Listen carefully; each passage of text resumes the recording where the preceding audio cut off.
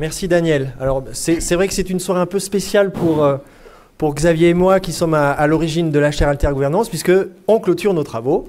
On clôture nos travaux que nous avons lancés en 2012. Donc ça fait 7 années de recherche consacrée à la gouvernance des entreprises. Alors je vais vous faire très rapidement, ce n'est pas l'enjeu, mais la genèse de ce dispositif de recherche que certains Clermontois connaissent bien maintenant, et puis ce qu'on a essayé de faire, et puis pourquoi la loi Pacte et le rapport Notat-Senard, quelque part, c'est du pain béni pour ce qu'on essayait de faire dans nos travaux de recherche en gouvernance des entreprises. Alors, l'idée de la chaire Altergouvernance, elle germe quand j'étais à Londres, durant un postdoc à la London School of Economics. Donc, la durée d'un postdoc, c'est on réfléchit, on prend le temps de faire un peu une pause sur les questions de recherche que l'on mène. Et j'observais avec beaucoup d'attention ce qui se passait à HEC, cher Rodolphe, avec Eve Capello. Eve Capello qui avait lancé une majeure de recherche et d'enseignement qui s'appelait l'altermanagement. Et Eve Capello, dans ce dispositif de recherche porté par HEC, elle voulait voir et comprendre et documenter comment les entreprises pouvaient se montrer plus soucieuses des questions d'environnement, des questions de société, des nouvelles façons d'entreprendre. Et donc on était passionnés par ce dispositif avec Xavier de l'altermanagement d'Eve Capello. Et en discutant tous les deux, on se disait, mais oui, mais elle ne monte pas les sujets assez haut. Elle ne monte pas les sujets assez haut, elle les laisse au niveau du management. Et ces sujets d'environnement, ces sujets de préoccupation, de durabilité, ils doivent être traités au niveau de la gouvernance. C'est des questions qui doivent être adressées par des conseils d'administration. C'est des questions qui doivent être embarquées, soutenues par des actionnaires. Et c'est, je dirais quelque part un peu en copiant le terme altermanagement qu'on a fait un déplacement en disant, nous, on va faire l'altergouvernance. On va faire l'altergouvernance parce qu'on va essayer de voir comment des entreprises, au niveau de leurs organes de gouvernance, ont le souci de la durabilité, ont le souci des enjeux sociaux et environnementaux, et comment les conseils d'administration, les actionnaires, les dirigeants fonctionnent pour porter concrètement ces sujets-là. Et donc, c'est comme ça qu'intellectuellement, avec Xavier, on lance la chaire Altergouvernance, d'une manière tout à fait théorique et académique. On a très rapidement le soutien de l'IAE, du laboratoire de l'université, et très rapidement, on nous met en contact avec des entreprises. Et ces entreprises qu'on ne connaissait pas forcément initialement, même pas du tout, c'est la coopérative Limagrin, c'est le Crédit Agricole Centre-France et c'est la Caisse d'épargne Auvergne-Limousin. Et donc pour nous, ça a été un terrain de jeu, ce n'est pas une expression très appropriée, mais en tout cas un terrain d'apprentissage et un terrain d'étude formidable de regarder comment des coopératives ont le souci de la durabilité, ont le souci des enjeux sociaux et environnementaux et comment ça s'intègre au niveau des enjeux de gouvernance, au niveau des conseils d'administration, au niveau des assemblées générales. Donc il y avait une double opportunité, si vous voulez. Il y avait l'opportunité académique, c'était de rentrer le sujet de la durabilité au niveau des organes de gouvernance. Et puis aussi, c'était faire un pas de côté, parce que quand on étudie la gouvernance des entreprises, on travaille beaucoup la gouvernance des entreprises et des sociétés cotées.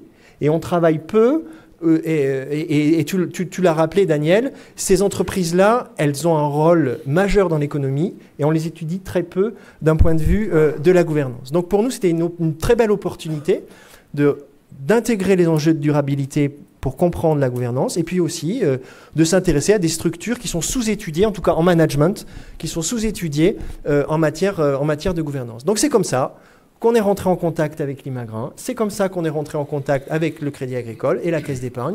On a rencontré des présidents passionnants qui nous ont appris des choses extrêmement importantes pour comprendre la gouvernance des entreprises. On a participé à des conseils d'administration, on a participé à des assemblées générales, on a participé à des assemblées de section. On a beaucoup appris au niveau de ces structures-là pour comprendre la gouvernance des entreprises. Et alors, qu'est-ce qu'on a fait? Vous allez nous dire, qu'avez-vous fait en 7 ans? Vous nous faites une belle conférence de clôture. Alors, on a fait notre job d'académique. Alors, on a eu un budget confortable. On a eu 400 000 euros. 400 000 euros pour faire de la recherche en management sur 7 ans, c'est confortable. Ça permet de faire des choses, ça permet d'avoir une autonomie budgétaire, ça permet d'embaucher, ça permet de payer 2 thèses. Donc on a quand même réussi à financer 2 thèses de doctorat à partir des travaux de la chaire Altergouvernance. On a mené notre activité, je dirais, classique d'universitaire, en étant amené à publier dans les revues académiques. C'est comme ça que nous fonctionnons. Nous publions nos travaux dans les revues académiques. Et puis, la chaire Altergouvernance, elle a le souci de traduire ses résultats de recherche. Quand on a lancé le dispositif avec Xavier, on ne voulait pas rester uniquement dans les cénacles académiques. On avait une volonté de diffuser et de partager la connaissance. Et donc, je pense qu'on a été relativement actifs, en tout cas ces derniers temps, sur 2018-2019, avec l'arrivée de la loi Pacte, parce que l'arrivée de la loi Pacte était très importante pour nous par rapport au sujet que l'on a voulu adresser depuis 2012.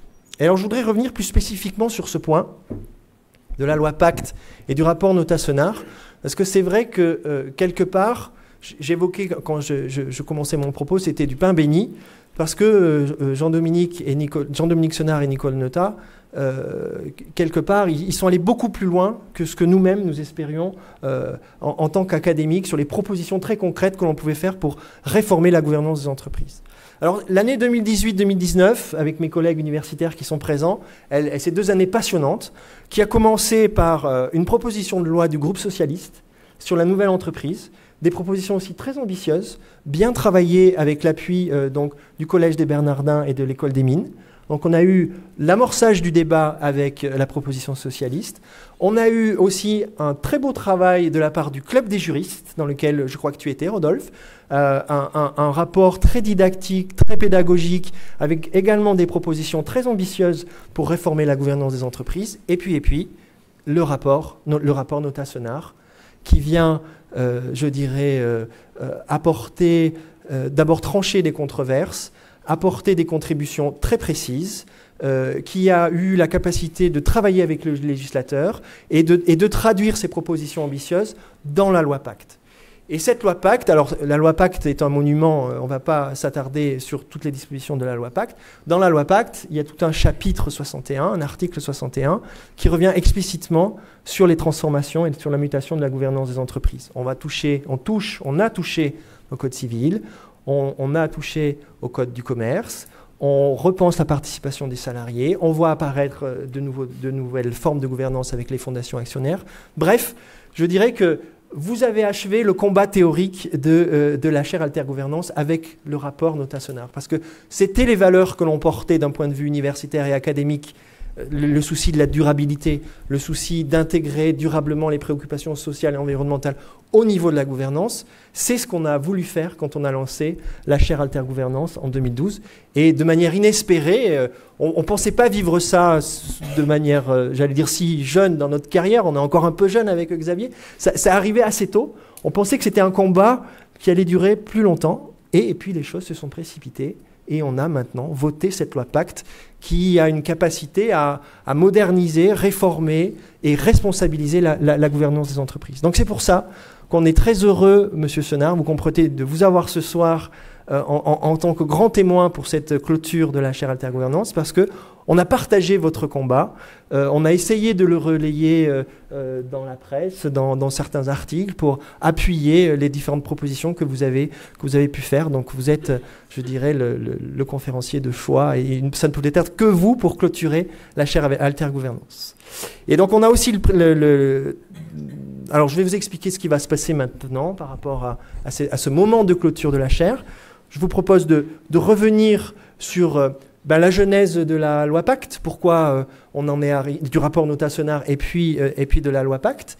Vous nous raconterez comment vous avez vécu ça de l'intérieur et puis les apports que vous voyez par rapport à ce dispositif. Et alors, nous, il y a une question qui nous passionne maintenant, parce qu'on a clôturé nos travaux de recherche, mais on n'a pas arrêté de réfléchir avec Xavier, donc on se pose des nouvelles questions.